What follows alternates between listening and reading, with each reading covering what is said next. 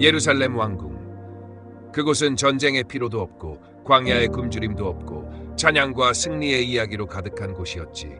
그런데 그 궁 안에 작은 균열이 생기기 시작했다. 조용히, 그러나 깊게. 다윗은 이제 왕으로서 바쁜 나날을 보냈고 자녀들은 자라 어른이 되어갔다. 하지만 그 아이들은 한 아버지 밑에서 자랐을 뿐 서로 다른 어머니에게서 태어난 복잡한 형제들이었어. 그러던 어느 날 다윗의 장남 암논이 자신의 이복 여동생 압살롬의 누이 다말을 사랑하게 된다. 아니, 사랑이 아니라 욕망이었지. 그는 꾀병을 부리고 다말을 방으로 불러들여 그녀를 강제로 범한다. 그리고는 더럽혀졌다고 생각한 그 순간부터 다말을 버린다. 이보다 더 잔인한 일이 있을까? 다말은 찢어진 옷을 입고 울며 오빠 압살롬의 집으로 도망친다. 압살롬, 그는 참는다. 1년이 지나고 2년이 지난다. 아무 일도 일어나지 않는다. 다윗은 분노했지만 아무 조치도 하지 않았다. 왜였을까? 첫째였기 때문일까? 그의 죄책감 때문이었을까?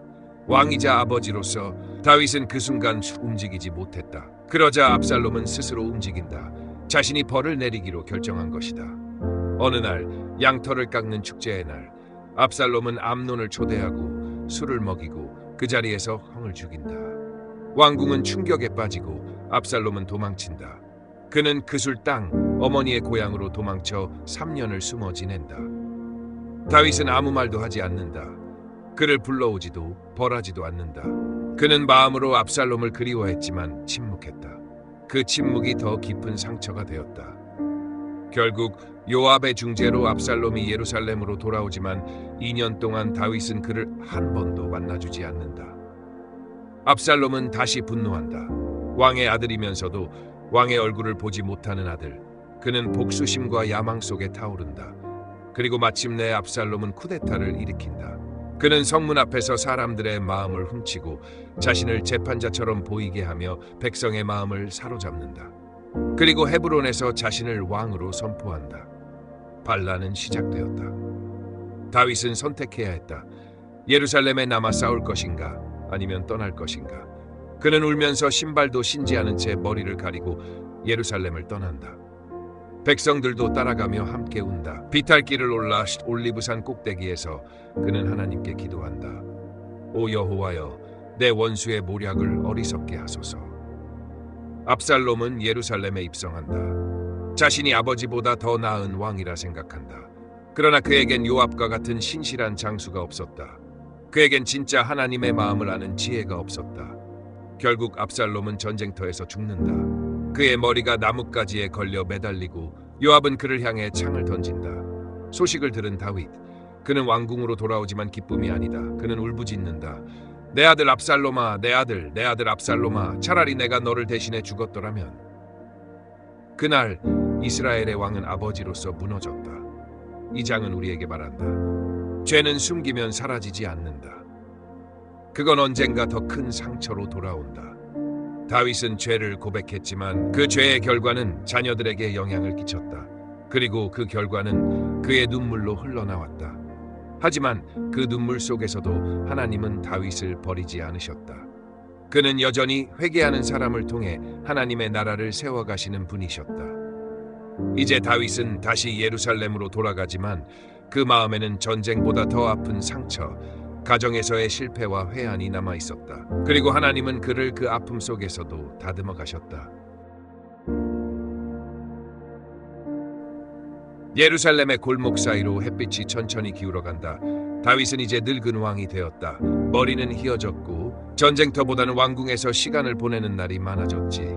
그는 한때 사자 같았고 음악을 부를 땐 시인 같았으며 눈물로 기도할 땐 제사장 같았지. 그런데 바로 이 시기 그의 마음에 아주 작은 틈이 생겨난다.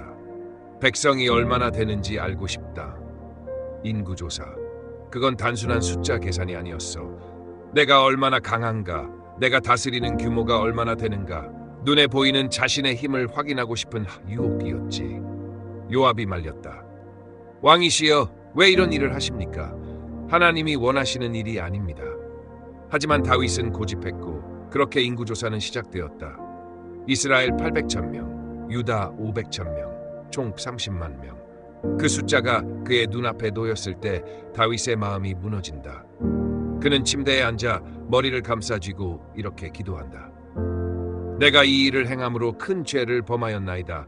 여호와여, 이제 간구하오니 주의 종의 죄를 사하여 주옵소서. 그는 다시 하나님 앞에 무너진 사람이 되었다. 하나님은 선지자 갓을 보내신다. 그리고 다윗에게 묻는다. 세 가지 중 하나를 택하라. 1. 7년의 기근. 2. 원수에게 석 달 동안 쫓김. 3. 사흘 동안 여호와의 칼 곧 전염병. 다윗은 말한다. 내가 사람의 손에 빠지기보다 여호와의 손에 빠지는 것이 더 낫겠습니다. 주의 긍휼이 크시기 때문입니다. 그렇게 하나님의 천사가 칼을 들고 이스라엘 땅에 전염병이 내리기 시작했다. 단 3일 동안 70,000명이 죽는다. 사람들은 울부짖었고 도시는 절규로 가득 찼고 다윗은 회개의 자리로 나아간다. 그는 성으로 올라가 자신의 옷을 찢고 얼굴을 땅에 대고 하나님께 부르짖는다. 이 백성은 무슨 죄를 지었습니까? 제가 범죄하였습니다. 제 집을 치소서, 제 자식을 치소서. 이 백성은 죄가 없습니다. 다윗은 지도자로서 처음으로 온전한 쑥대속의 기도를 드린다. 그리고 그때 하나님의 천사가 예루살렘을 향해 칼을 들고 서 있는 자리에 하나님이 말씀하신다. 이제 그만하라. 다윗은 그 장소를 기억한다. 그곳은 여부스 사람 아라우나의 타작마당. 바로 그 자리에 다윗은 제단을 쌓는다. 나는 값을 치르고 주께 제사하리이다. 값없이 드리는 번제가 어찌 주께서 받으시리이까. 그리고 그는 은 50세겔을 주고 그 땅을 사고 제단을 쌓고 제물을 드리고 하나님께 예배한다. 그때 하늘에서 불이 내려오고 제물을 태운다. 그리고 전염병은 그친다. 바로 그 자리가 훗날 솔로몬이 성전을 짓게 될 자리야. 이 장면은 너무 깊어. 다윗은 죄를 지었고 백성은 고통을 당했지만 그는 그 고통 속에서 하나님께 다시 예배의 제단을 쌓는다. 눈물로, 통회로, 값을 지불한 예배로. 이건 진짜 회개자의 예배야. 다윗의 인생은 마지막까지 완벽하지 않았다. 그는 끝까지 실수했고 끝까지 하나님께 엎드렸다. 하나님은 그런 다윗을 끝까지 품으셨고 그의 언약을 거두지 않으셨지. 그리고 우리는 기억해야 해. 하나님이 성전의 터를 선택하신 그 장소, 그건 화려한 왕궁이 아니라 한 왕이 무너져 울던 자리였다는 것. 눈물 흘린 그 자리에서 하나님은 다시 시작하신다. 예루살렘, 차가운 바람이 왕궁 복도를 스친다. 침상 위에 누운 한 노인, 그의 이름은 다윗. 그는 더 이상 노래하지 않고 춤추지도 않지만 그의 눈은 여전히 하나님의 얼굴을 찾고 있었다. 마지막 시간, 그는 아들 솔로몬을 부른다. 내 아들아, 나는 이제 온 세상이 가는 길로 간다. 그러니 너는 힘써 대장부가 되어라. 그 말은 전사로서의 당부가 아니라 믿음의 사람으로 살아가라는 유언이었어. 내 하나님 여호와의 명령을 지켜라. 그의 길로 행하고 그의 율법과 규례를 따라라. 그리하면 내가 무엇을 하든 형통하리라. 그는 솔로몬에게 정치적인 팁을 주지 않았어. 하나님을 두려워하는 마음만을 남겼지. 그리고 그는 말한다. 나는 성전을 짓지 못했지만 너는 그것을 짓게 될 것이다. 여호와께서 말씀하셨다. 너는 피를 많이 흘렸으므로 내 성전을 짓지 못하리라. 그러나 내 아들, 그는 평안한 자가 되어 내 이름을 위하여 전을 짓게 될 것이다. 다윗은 말했다. 내 아들아, 너는 마음을 다하고 뜻을 다하여 여호와를 섬겨라. 그를 찾으면 만날 것이지만 그를 버리면 그도 너를 버리실 것이다. 그는 솔로몬의 손을 꼭 잡고 그 손 위에 성전의 설계도를 올려놓는다. 벽의 두께, 뜰의 길이, 제단의 위치. 그것은 단순한 건축 도면이 아니라 한 사람의 평생의 기도와 눈물이 담긴 유산이었어. 그리고 그는 마지막 찬양을 드린다. 여호와여, 위대하심과 권능과 영광과 승리와 위엄이 다 주께 속하였나이다. 주께서 만물의 주제시오니. 그는 마지막까지 하나님의 이름을 높였다. 왕좌에 앉은 자가 아니라 하나님 앞에 엎드린 예배자로. 다윗은 조용히 숨을 거둔다. 그리고 성경은 이렇게 기록하지. 다윗이 죽어 그의 조상들과 함께 잠들매 이스라엘의 왕이 되어 40년을 다스렸더라. 그의 무덤은 예루살렘에 있었고 그의 시편은 영원히 울려 퍼졌고 그의 언약은 여전히 살아있었다. 그리고 수백 년이 흘러 천사가 한 여인에게 나타난다. 마리아여, 무서워하지 말라. 네가 하나님께 은혜를 입었느니라. 보라, 네가 아들을 낳으리니 그 이름을 예수라 하라. 그가 위대하게 되고 지극히 높으신 이의 아들이라 일컬어질 것이요 주 하나님께서 그 조상 다윗의 왕위를 그에게 주시리니 그 나라가 무궁하리라. 다윗은 하나님의 마음에 합한 사람이었다. 그는 실수했지만 끝까지 하나님의 얼굴을 구했다.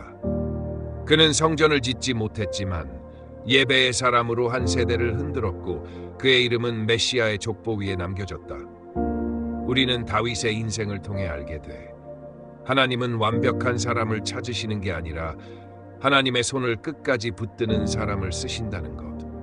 우리는 다윗처럼 넘어질 수 있어. 그러나 그가 다시 일어설 수 있었던 이유는 하나님이 그를 기억하셨기 때문이야.